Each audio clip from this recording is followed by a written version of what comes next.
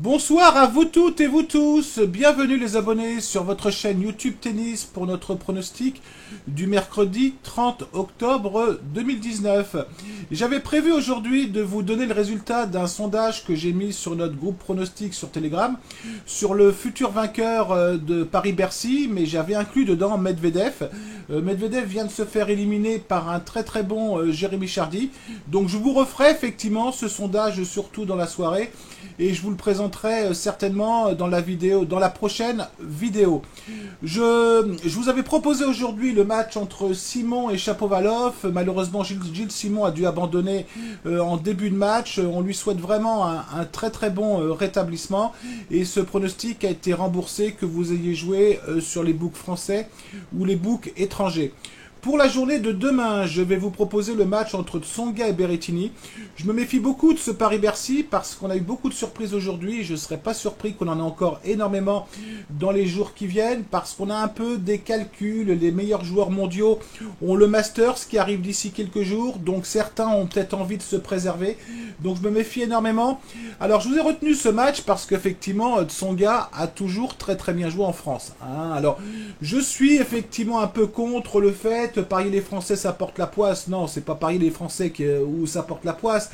C'est faut essayer de bien choisir ses pronostics, mais on n'est jamais sûr de les gagner. C'est bien évident.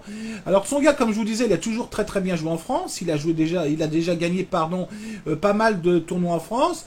Bon, il alterne depuis quelques semaines des hauts et des bas, mais je serais pas surpris que la semaine dernière, il se soit un peu préservé sur ce Paris-Bercy, où il a fait un premier match où il a fait une belle performance en battant Roublev après avoir été mené 1-7-0 contre un Berrettini qui depuis l'US Open joue vraiment très bien, a perdu seulement contre Thiem la semaine dernière après avoir été mené 1-7-0 au tournoi de Vienne, mais Berrettini a beaucoup joué. Alors est-ce que physiquement à un moment ça peut pas un petit peu pêcher? C'est possible, c'est pas certain, c'est possible.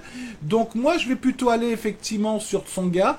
Vous me connaissez bien, moi j'ai pour habitude de lancer plutôt des cotes qu'on appelle value, des grosses cotes. Jouer des cotes à 1,20, 1,30, ça ne m'intéresse pas. Donc je vais être très prudent, on est en fin de mois, je vais vous proposer 1% de mon capital.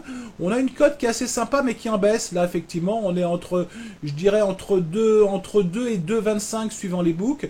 Donc je vais rester prudent. Bon, c'est sûr que vous suivez ce pronostic si seulement vous le sentez.